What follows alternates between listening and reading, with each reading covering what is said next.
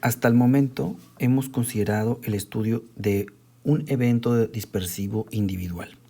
Sin embargo, muchas veces, sobre todo cuando los cuerpos involucrados son microscópicos y no podemos seguir la trayectoria de cada uno de los cuerpos, uno está interesado en los resultados después de muchos eventos dispersivos, esto es, resultados estadísticos. Para este tipo de estudios definimos la cantidad que se conoce como sección eficaz y es lo que vamos a ver en este video. Entonces vamos a considerar que tenemos un flujo. Voy a poner aquí abajo. Imaginemos que tenemos un flujo de partículas contra un blanco dispersor. Y entonces lo que estamos interesados es en estudiar el resultado estadístico de todas las partículas que vienen en este haz de otras partículas, por ejemplo, más pequeñas. Generalmente es así, ¿no? Y la mandas con todo esto. Entonces quieres ver qué va a ocurrir al salir después de que interactúan con esto, ¿no? No necesariamente tiene que ser, en este caso, por ejemplo, como estamos estudiando la mecánica, pues el evento es desviar la partícula o que tenga cierta trayectoria, pero a veces lo que ocurre es que hay una recombinación o cualquier proceso y bueno, también se puede caracterizar mediante esta cantidad que se conoce como sección eficaz. Entonces, lo primero que hay que hacer es caracterizar las partículas incidentes y para caracterizar las partículas incidentes es que definimos el flujo de partículas, ¿no? Entonces vamos a escribir eso. Entonces caracterizamos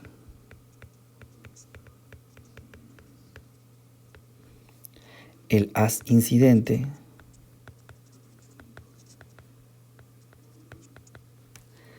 a través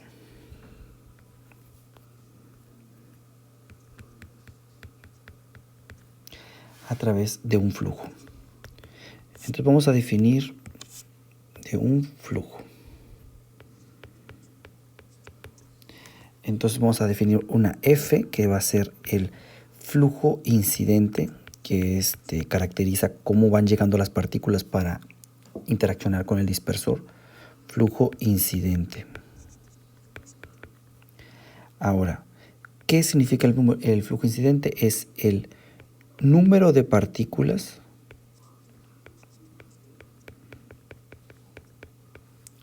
cruzando una unidad de área transversal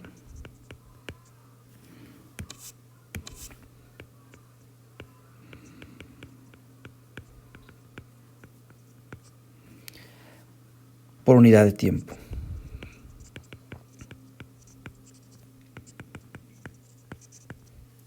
Imagínense que tenemos pues varias partículas moviéndose en diferentes velocidades. Y entonces queremos ver cuántas de esas van a pasar alguna área, que vamos a llamarle A.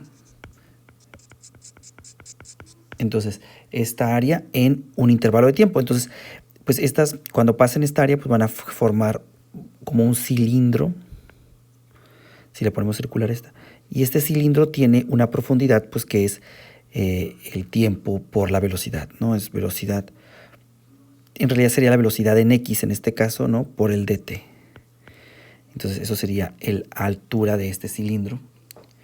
Y bueno, estos son partículas con cierta velocidad, ¿no? Entonces, lo que nos interesa a nosotros caracterizar es... Bueno, con el flujo incidente caracterizamos las partículas que vienen y van a interaccionar con el centro dispersor. Ahora, a nosotros nos interesa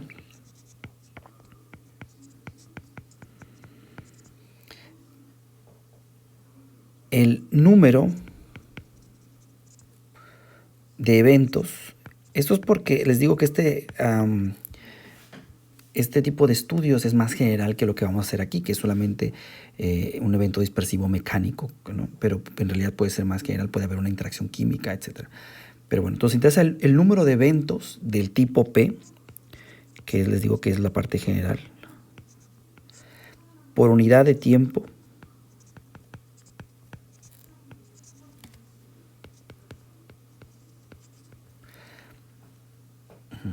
y para caracterizar esto, es decir, el número de eventos que se dan por unidad de tiempo, es que definimos la sección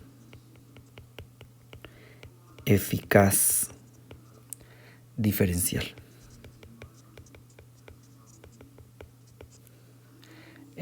De sigma, ¿no? P. P es porque es de acuerdo al evento P que estamos tomando en cuenta. Ahora, en inglés a esto le llaman el differential cross section, ¿no? Nomás para que cuando lo vean en el libro, porque no es tan directa la traducción, ¿verdad?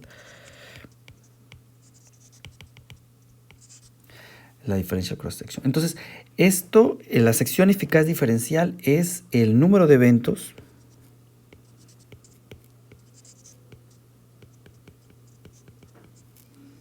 por unidad de tiempo.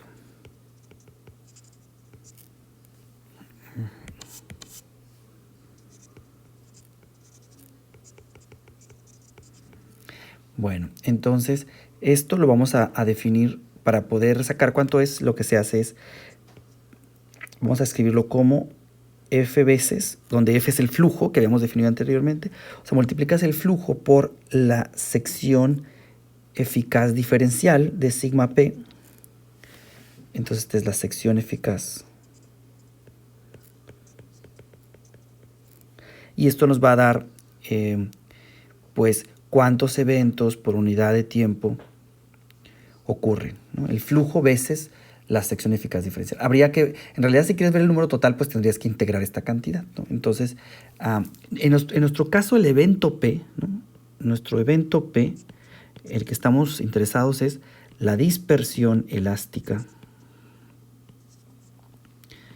Dispersión elástica. Acuérdense que elástica significa que conserva energía. Particularmente estamos refiriéndonos a la deflexión de un ángulo entre teta y teta más delta teta. O sea, el evento que ocurre es que una partícula al interaccionar con el centro dispersor se desvíe un ángulo teta más un diferencial. Es decir, caracterice el ángulo deflectado, ¿no? O sea, cuántas partículas se deflectan en este ángulo, cuántas se deflectan en este otro. Entonces vamos a calcular para este problema, el problema de el que ya veníamos estudiando, pues un centro dispersor que tiene un potencial atractivo que va como alfa entre R. Vamos a estudiar este sistema. Tenemos en esta figura, fíjense, aquí viene el flujo de partículas del lado izquierdo y choca con el centro dispersor, que le pusieron en inglés, pues aquí es scattering center, ¿no? Entonces vamos a trabajar con este. Entonces vamos primero a caracterizar, estamos interesados en entonces calcular el diferencial de sigma. El evento P pues sería la dispersión elástica, la vamos a denotar con esta expresión. Entonces, primero vamos a caracterizar el flujo, que es lo que decíamos. Vamos a borrar lo que hemos puesto. Entonces voy a sacar el borrador y voy a borrar estas expresiones, ¿no? Entonces, mientras borramos, les recuerdo, o sea, lo que queremos hacer es caracterizar con esta sección eficaz los eventos dispersivos de un flujo de partículas con un centro dispersor que tiene un potencial atractivo que va como 1 entre R. Entonces vamos a calcular sigma de P, elástico, ¿no? Bueno. Calculamos de sigma elásticos. Entonces, para esto consideramos las partículas incidentes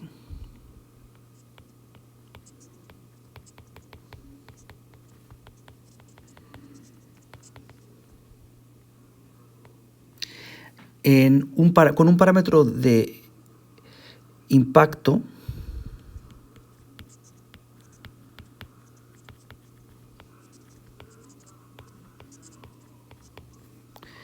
entre B y entre B y B más delta B. ¿Qué es lo que está evidenciado aquí? ¿No? Vamos a ponerlo en un color azul, ¿no? Entonces sería entre B y B más delta B. Eso en la figura de la derecha es el anillo, porque acuérdense que este problema pues en realidad tiene simetría de rotación. Entonces, entre una instancia B pues puedes venir por un círculo teniendo el mismo parámetro de impacto, ¿no? Entonces, en realidad las partículas que estamos considerando son las que vienen en este anillo que estoy pintando de azul en este momento. Tienen parámetro de impacto B y B más delta B. Muy bien. Entonces,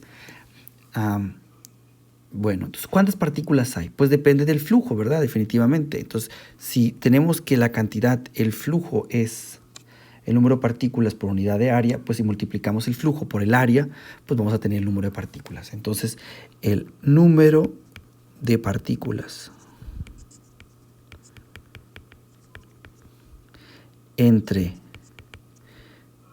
que vienen incidiendo, ¿no? Entre B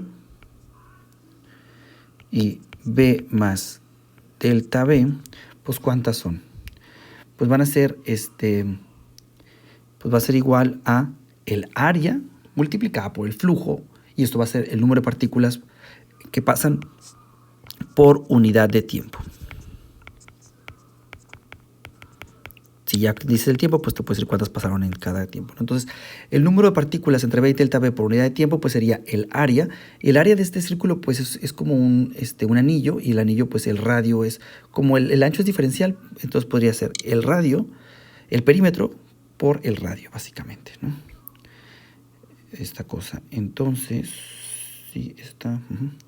Entonces, el área de este anillo, pues es el perímetro 2πb por el ancho del anillo, que es diferencial de B, y lo multiplicamos esto por el flujo. Y entonces esto nos da cuántas partículas por unidad de tiempo, si existe un flujo F, pasan con un parámetro de impacto entre B y delta B. Entonces, lo que queremos mostrar es cuántas de esas partículas son deflectadas, ¿no? O sea, estas por simetría axial, ¿no?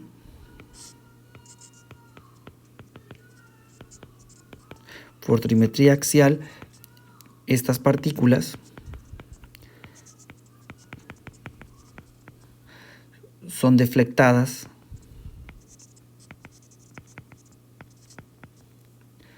en un ángulo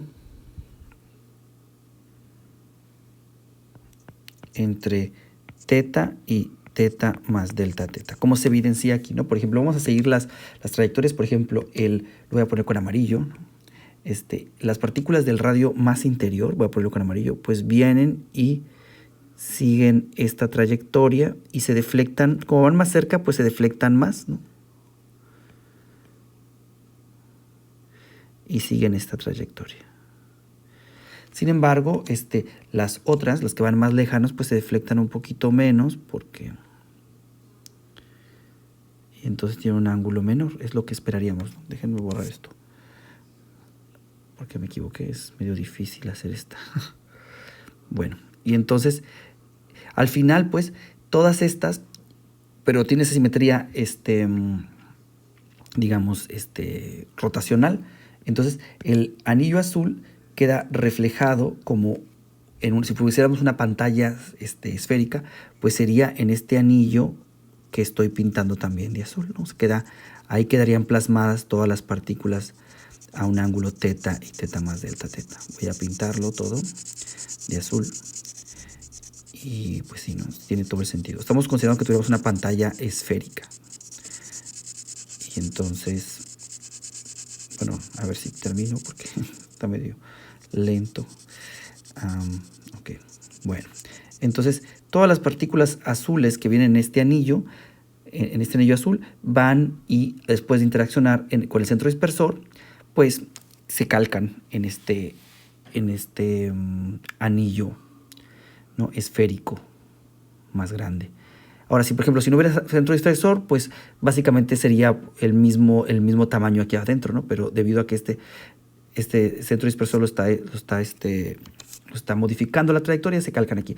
Aquí, de hecho, este centro dispersor, por la forma en la que tiene, es como si fuese un centro dispersor repulsivo, ¿verdad? Y es como si tuviéramos un centro, que es de hecho el caso, el que vamos a analizar más adelante. Por ejemplo, eso es un problema histórico que lo vamos a ver en el siguiente video, cuando Rutherford mandó núcleos de helio ionizado, que se llaman partículas alfa, las mandó contra átomos de oro, creo que eran de oro. Y entonces básicamente es una partícula positiva interaccionando con un núcleo positivo con una carga mayor y masa mucho más grande, y entonces veía cómo se deflectaban pues las partículas alfa y luego las registraba mediante una muestra de zinc que emitía luz cuando llegaba a la partícula alfa. Entonces básicamente hizo este tipo de estudios y se basó en lo que estamos viendo ahora, ¿no? Vamos, entonces, bueno. Ahora, por simetría axial, esas partículas son deflectadas entre un ángulo teta y más delta teta. Pero nosotros tenemos un ángulo, tenemos una expresión para saber en un evento dispersivo que va como, para un potencial que va como alfa entre R, sabemos cómo va el ángulo, ¿no? Entonces, de ecuación, creo que le pusimos ecuación 14.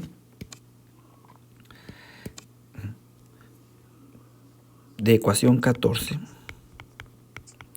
Fíjese, acuérdense que lo que vimos en el video pasado es que el ángulo teta se relaciona igual para el caso de atractivo y repulsivo. O sea, hasta va nomás una definición de signo. Entonces las expresiones pues son las mismas, ¿no? Entonces, de ecuación 14, déjenme ponerle aquí 3.7, tenemos que la cotangente de un medio de teta es igual a b infinito cuadrado por b sobre alfa entre mu, que es la expresión 14. Entonces, por otro lado, por definición,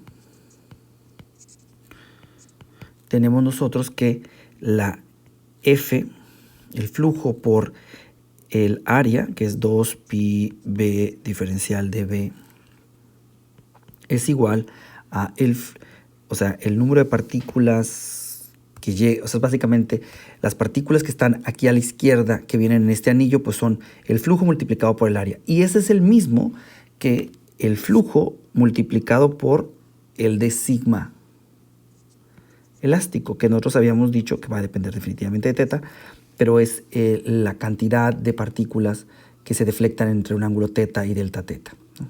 Eso es por definición, o sea, así lo decimos, ¿no? El flujo multiplicado por esto. O sea, lo que estamos diciendo es que hay conservación de partículas, básicamente, ¿no? Las que vienen en este anillo van y se calcan acá arriba, ¿no?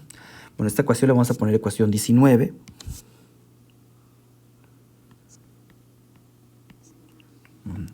Entonces, voy a borrar esta parte, por cierto, esta ecuación que está aquí. Entonces, lo que estamos diciendo aquí es que las partículas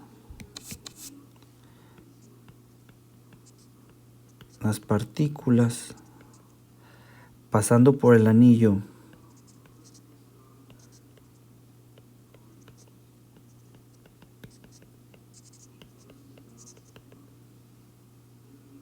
B salen por un área que va a ser el área diferencial de A, que va a ser el área del anillo grande que está a la derecha. ¿Cuánto sería esa área? Pues otra vez sería el radio de ese anillo, sería pues R seno de teta. Lo pueden ver ahí, o sea, voy a ponerlo en color rosa aquí. Entonces fíjense, este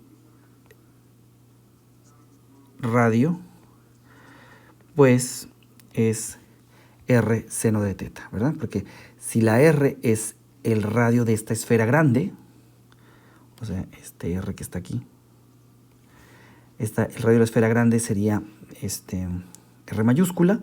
Entonces, si yo pongo la pantalla esta esférica de un radio R mayúscula, el anillo va a estar a un radio R veces seno de teta, donde teta es el ángulo de deflexión, el anillo más interno. Entonces sería el área, pues es el radio por el ancho, ¿no? Entonces es R seno de teta,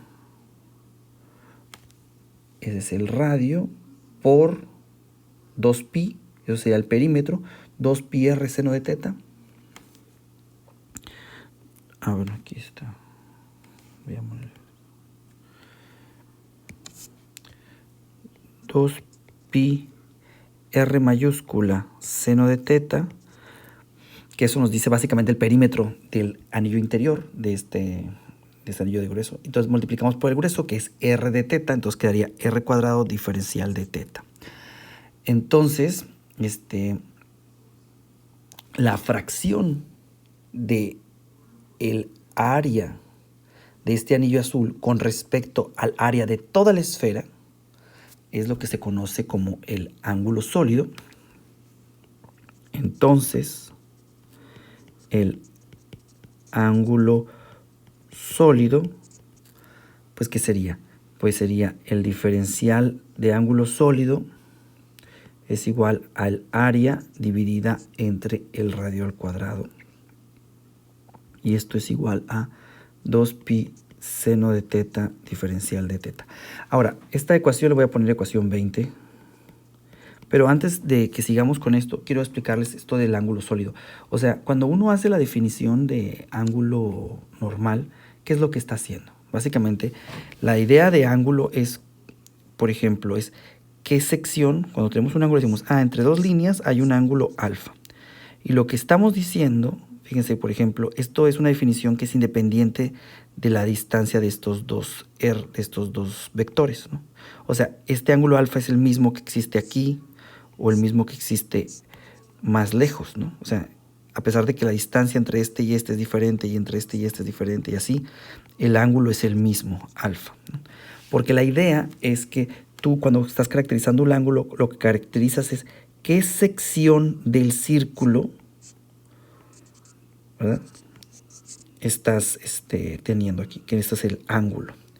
Bueno, si quisiéramos generalizar la idea a dos dimensiones, en vez de decir qué sección del círculo es la que estás ocupando y tuviéramos una esfera, o sea, tridimensional, ¿no? O sea, el círculo lo dibujas en una superficie de 2 dimensiones, pero al fin y al cabo tiene una dimensión. La esfera es una superficie de 2 dimensiones que vive un sistema de 3. Y tú estás interesado en describir qué sección de esta esfera, de esta área, de esta superficie de la esfera, estás utilizando. Y quieres que hacerla independiente del radio de la esfera. Pues entonces defines, en vez del ángulo alfa, defines el ángulo sólido omega, que es qué tanto de la superficie de la esfera estás ocupando. Y otra vez se vuelve independiente del omega, del radio, y lo defines así. Lo pueden ver en Wikipedia, viene la explicación bien detallada, pero bueno, esa es la idea general. Entonces vamos a continuar.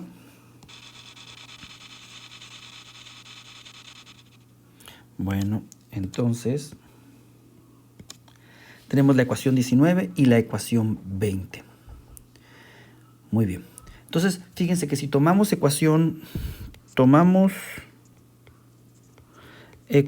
19 y hacemos lo siguiente. Bueno, partimos del lado izquierdo, el lado derecho es f veces diferencial de sigma elástico de teta es igual a, yo puedo, como son diferenciales, puedo dividir y multiplicar d sigma en d omega, el ángulo sólido, por d omega. ¿Ok? Entonces, esto es igual a f veces, bueno, voy a dejarlo así. ¿Ok? Esto va a ser mi ecuación 21.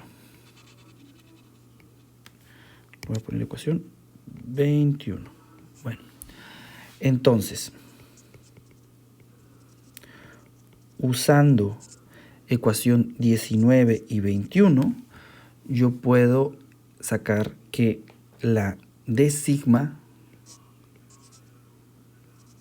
en d omega, pues es igual a, la puedo despejar pues de ecuación 21, ¿no? Que sería básicamente, yo puedo igualar el lado izquierdo de ecuación 21 utilizando ecuación 19.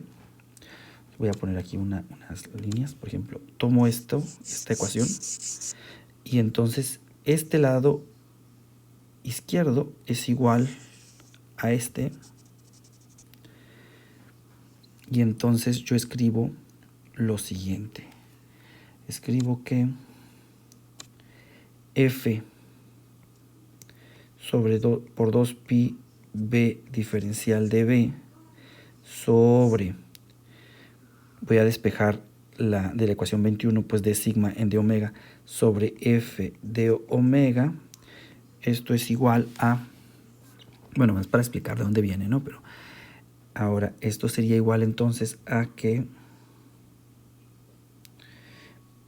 el f se puede ir, digamos, y el de omega puedo utilizarlo el de ecuación 20, y finalmente nos queda que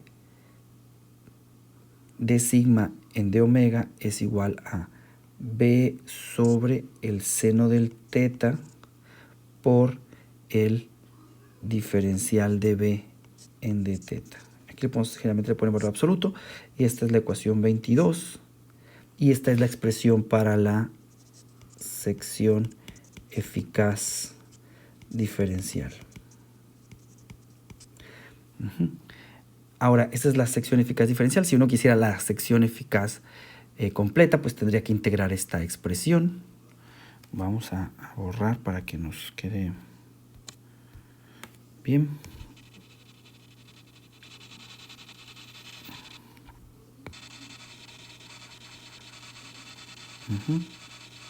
Y las acomodamos aquí. Entonces, con esta ecuación, o sea, aquí realmente, si se fijan, las matemáticas no son muy complicadas. La idea es como tener la claridad de los conceptos, ¿verdad? Eso es lo que se vuelve complicado. Bueno, como siempre, las notas van a estar disponibles en el Classroom y en el Blackboard.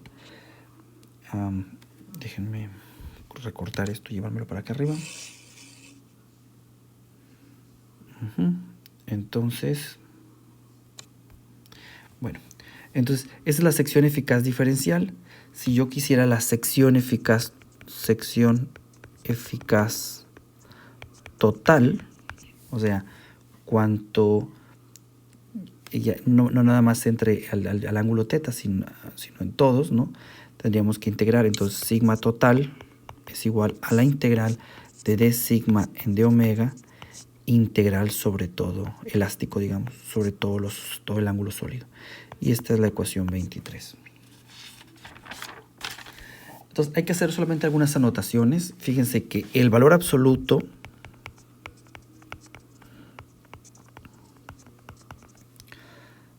de que aparece en la ecuación 22 hace que la cantidad de sigma en d omega, es decir, d omega, sea positiva,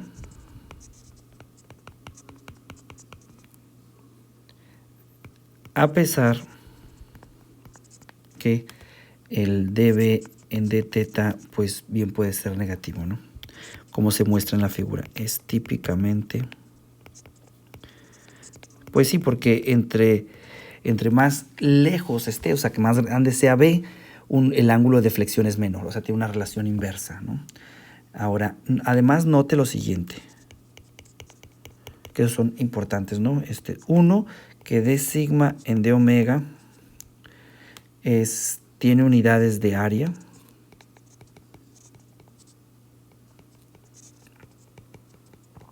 ¿No? Porque al final lo multiplicas por el flujo y te da la cantidad de partículas, ¿no? Entonces, número 2 tiene un significado, y es el número de partículas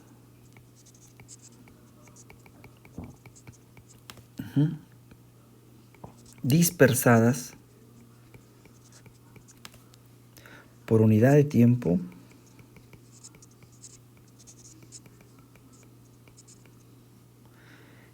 en todas las direcciones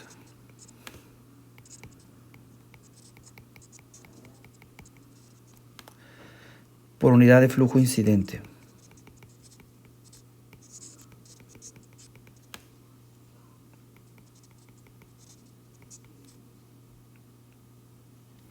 El número de partículas dispersadas por unidad de tiempo en todas las direcciones por unidad de flujo incidente, eso sería, pues, es el sigma total, ¿no? Ya no a un ángulo particular, sino el sigma total. Entonces, básicamente lo que significa sigma t es como, por conservación de partículas, pues, es el número de partículas removidas del haz por unidad de tiempo, y por tanto, caracteriza la atenuación por sitio dispersor, es decir, como la resistencia. De hecho, sirve, por ejemplo, para hacer calcular la resistencia cuando haces una teoría microscópica. Pero bueno, eso lo vamos a ver más adelante, no en esta clase, no, sino en física más adelante. Por lo pronto vamos a terminar aquí el video.